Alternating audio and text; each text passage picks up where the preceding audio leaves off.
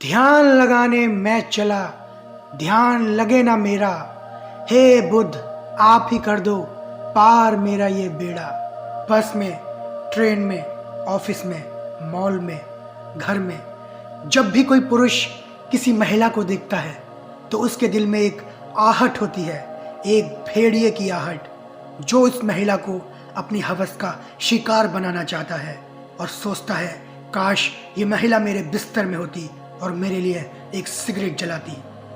अगर वो महिला उस व्यक्ति की रिश्तेदार या परिवार से होती है तो वह व्यक्ति उस भेड़िए की आहट को वही ख़त्म कर देता है, उस आहट को अपने दिमाग से निकाल के फेंक देता है। किंतु अन्य महिलाओं के लिए वह ऐसा नहीं कर पाता। उस खतरनाक भेड़िए की आहट उसके दिमाग पर हावी हो जाती है और उसका दिमाग उस वैशी दरिंदे भेड़िए का शिकार हो जाता है।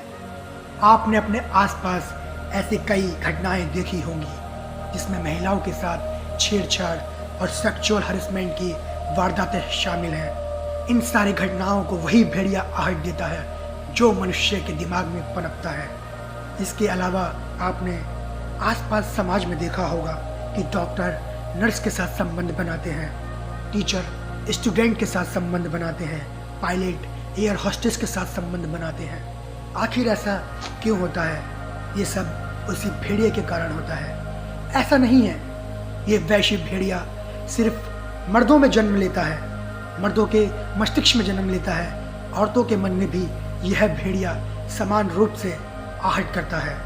कभी कभी यह भेड़िया आदमी के दिमाग पर इतना हावी हो जाता है कि आदमी हर वक्त काम वासना में डूबा रहता है। सोचने वाली बात यह है कि ज़्यादा काम वासना में डूबने का क्या परिणाम होगा। कभी कभी यह परिणाम इतना भयंकर होता है कि आदमी बाप बनने की शक्ति भी खत्म कर देता है। आज जो मैं आपको गौतम बुद्ध की कहानी सुनाने वाला हूँ, उसमें हम जानेंगे कि काम वासना क्या होती है, ये इंसान के दिमाग में कैसे पनपती है और इसको दूर करने के क्या उपाय हैं। इससे पहले कि मैं ये कहानी शुरू करूँ और आप इस कहानी में खो जाएं, अगर आपने हमारा चैनल सब्सक्राइब नहीं किया है तो इसे सब्सक्राइब कर लें। एक बार एक जवान लड़का गौतम बुद्ध के पास आया और बोला, हे बुद्ध, मेरे मन में इतने अश्लील विचार क्यों आते हैं? मेरे मन में काम वासना के विचार चलते रहते हैं जिनके बारे में सोच सोच कर मैं अपना बहुत सा समय और ऊर्जा को बर्बाद कर देता हूँ, जिनकी वजह से मैं कभी शांत नहीं रह पाता और हमेशा ही लड़कियों के प्रति आकर्षण महसूस करता हूँ। बुद्ध ने मुस्कुराते हुए कहा, क्या तुम्हें पता है कि काम वासना क्या होती है? लड़के ने कहा, हे बुद्ध, मुझे ये नहीं पता है कि काम वासना का क्या मतलब है, लेकिन ये जो भी है बहुत बुरी है। बुद्ध ने कहा, सबसे पहले तो तुम ये समझो कि प्राकृतिक रूप से जो भी कुछ हमारे अंदर है वह बुरा नहीं है। हमारे जीवन में उसकी ज़रूरत है। वासना एक प्रकार की भावना है जो हमें किसी न किसी चीज़ की कमी का एहसास दिलाती है। फिर हम उस चीज़ की पूर्ति के लिए उसकी तरफ आकर्षित होना शुरू कर देते हैं। जैसे अगर किसी के पास धन की कमी है तो उसमें धन के प्रति आकर्षण यानी धन की वासना उत्पन्न हो जाएगी। वासना कुछ और नहीं बल्कि एक प्रकार की कमी है, एक प्रकार की ज़रूरत का एहसास है। अगर ये ज़रूरत शारीरिक हो तो हम इसे काम वासना कहते हैं। लड़के ने कहा, हे बुद्ध, यह तो मैं समझ गया कि काम वासना क्या है, लेकिन ये हमारे अंदर कहाँ से आती है, ये कैसे उत्पन्न होती है? बुद्ध ने कहा, काम वासना कहीं से आती नहीं बल्कि प्राकृतिक रूप से हमारे अंदर मौजूद होती है और इसका होना ज़रूरी भी है, क्योंकि यही मानव जाति के विस्तार का आधार है। लड़के ने कहा, अगर काम वासना हमारे अंदर प्राकृतिक रूप से मौजूद है तो लोग इस काम वासना को गलत क्यों बोलते हैं? बुद्ध ने कहा, यह एक बहुत बड़ी समस्या है कि काम वासना को लोगों ने गलत नज़रिए से देखना शुरू कर दिया है, इसे दबाने की कोशिश शुरू कर दी है। काम वासना का होना गलत नहीं है बल्कि काम वासना का बेलगाम होना गलत है। केवल उसी के बारे में सोचना, केवल उसी के लिए जीना, केवल उसी को अपना लक्ष्य बना लेना बहुत गलत है। बुद्ध ने उस लड़के से पूछा, क्या तुम्हें पता है कि जानवरों में भी काम वासना होती है? लड़के ने कहा, हाँ बुद्ध, जरूर होती है, क्योंकि जानवरों को भी तो अपनी पीढ़ी आगे बढ़ानी है। बुद्ध ने कहा, फिर हम जानवरों की काम वासना को गलत क्यों नहीं कहते? लड़के ने कहा, पता नहीं बुद्ध, आप ही बताएं। बुद्ध ने कहा कि जानवर अपनी काम वासना का उपयोग केवल संतान उत्पन्न करने के लिए करते हैं, उससे खुशी प्राप्त करने के लिए नहीं, और ना ही सुख भोगने के इरादे से, क्योंकि जानवरों को प्रकृति ने इतनी सोचने समझने की क्षमता नहीं दी कि वे अपनी काम वासना को क्षणिक सुख का आधार बना सके, जबकि हम इंसान अपनी सोचने समझने की क्षमता का उपयोग करके प्रकृति में पाई जाने वाली हर चीज को अपने सुख और आनंद के लिए उपयोग करने का प्रयास करते हैं। हम इंसानों ने काम वासना के साथ भी यही किया है, इसे अपने आनंद और भोग का आधार बना लिया है।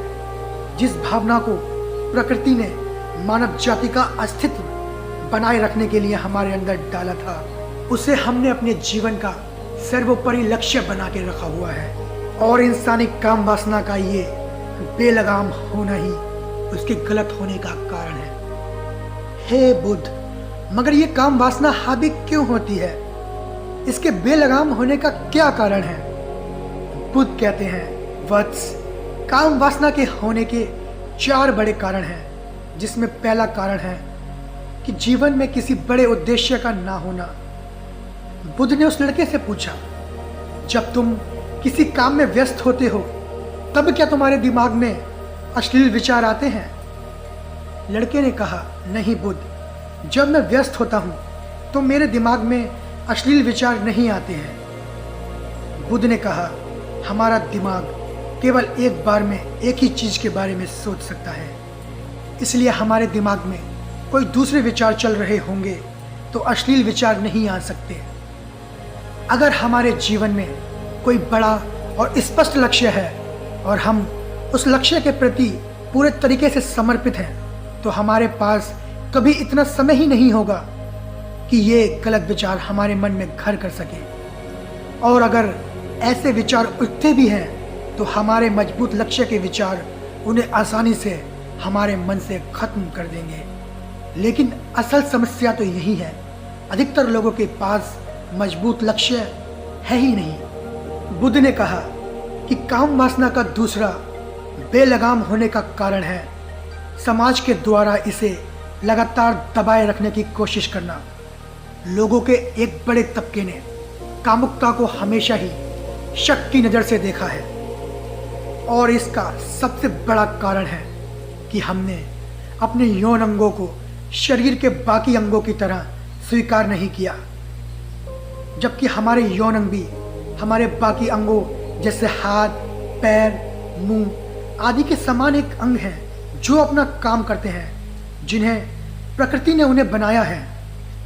लेकिन हमने ही इन प्रजनन अंगों को ज़्यादा ही रहस्यमयी बना दिया है। जब कोई चीज़ रहस्यमयी बन जाती है तो उसके प्रति लोगों की एक अलग ही रुचि जागृत हो जाती है, जिसकी वजह से लोग जाने अनजाने में काम वासना के प्रति आकर्षण महसूस करते हैं। बुद्ध ने आगे कहा, जब किसी विचार को दबाने का, उसका दमन करने का प्रयास किया जाता है तो वह विचार और ज़्यादा मजबूती के साथ उभर के आता है, और यही काम वासना के विचारों के साथ भी किया जा रहा है।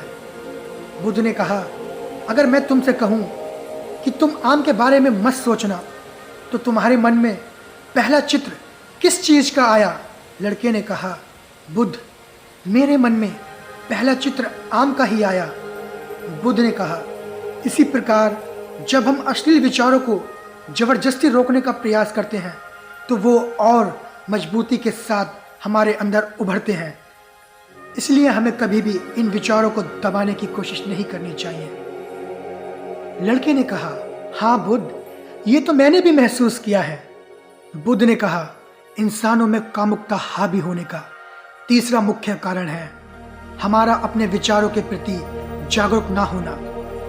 हमारे मन में कैसे विचार चल रहे हैं हम इस पर कभी ध्यान ही नहीं देते। हमारे मन में उठने वाले विचारों के बारे में एक अनोखी बात यह है कि जब हम किसी चीज़ के बारे में विचार करते हैं तो हमारा मन भी उसी से संबंधित और भी विचार हमारे सामने रखना शुरू कर देता है, और फिर ऐसे ही हमारे मन में हजारों विचारों की एक श्रृंखला बन जाती है जिसमें हम उलझ के रह जाते हैं। ठीक ऐसा ही होता है अश्लील विचारों के साथ। किसी को एक बार देखकर हम अपने मन में एक अश्लील विचार पैदा करते हैं, फिर हमारा मन अपने आप ही एक श्रृंखला बना देता है जिनके बारे में सोच सोच कर हम अपनी बहुत सी ऊर्जा और समय बर्बाद कर देते हैं। इसीलिए पूरी जागरूकता के साथ हमें अपने अंदर उठने वाले विचारों पर ध्यान देना जरूरी है।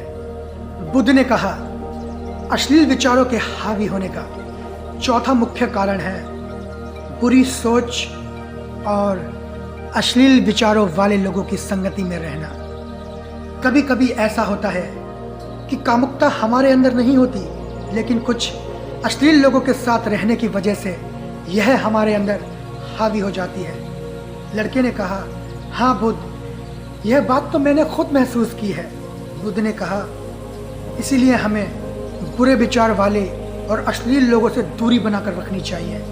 लड़के ने कहा, बुद्ध, यह तो मैं समझ गया कि कामुकता हावी कैसे होती है, लेकिन कामुकता को हावी होने से कैसे रोका जा सकता है? बुद्ध ने कहा, सबसे पहले तो तुम ये समझ लो कि काम वासना को रोकना असंभव है। इस ऊर्जा को सिर्फ रूपांतरित किया जा सकता है। काम वासना की ऊर्जा को रूपांतरित करने के दो तरीके हैं, पहला है प्रेम और दूसरा है ध्यान। जब हम सच्चे प्रेम में होते हैं तो हमारे अंदर कामुकता की ऊर्जा हमारी खुशी और हमारे आनंद में परिवर्तित हो जाती है। लेकिन ज़्यादातर लोग तो शारीरिक आकर्षण को ही अपना प्रेम मानते हैं, जो कि ऊर्जा को बर्बाद करता है, रूपांतरित नहीं। काम वासना की ऊर्जा को शरीर के अंदर ही रूपांतरित करने का सबसे सफल तरीका है ध्यान। ध्यान के माध्यम से आप अपने अंदर स्थित आनंद के उस केंद्र में स्थापित हो जाते हैं जिसके सामने दुनिया का हर भोग विलास फीका लगने लगता है। ऐसा नहीं है कि ध्यान में उतरने के बाद आप वो सब सोचने में सक्षम नहीं होते, बल्कि आप उससे ऊपर उठ चुके होते हैं और आपको ये सब हरकतें छोटी और बचकानी लगने। लड़के ने कहा, हे बुद्ध, ध्यान की शुरुआत कहाँ से करें? बुद्ध ने कहा, पहले तो तुम खुद के साथ अकेले समय बिताना शुरू कर दो, क्योंकि जो इंसान जिसके साथ सबसे ज़्यादा समय बिताता है वो उसको जानने लगता है। जब तुम खुद के साथ समय बिताना शुरू कर दोगे तो ये सारे भौतिक सुख तुम्हें छोटे लगने लगेंगे। एक दिन ऐसा भी आएगा कि तुम्हारे चाहे बिना तुम्हारे दिमाग में किसी भी प्रकार के विचार उठने बंद हो जाएंगे। तो दोस्तों, कैसी लगी आपको ये कहानी? कमेंट करके ज़रूर बताएं। अगर ये कहानी अच्छी लगी हो तो हाँ, इस चैनल को सब्सक्राइब ज़रूर कर लें और इस वीडियो को लाइक और शेयर कर दें। फिर मिलते हैं नई कहानी में, तब तक के लिए धन्यवाद।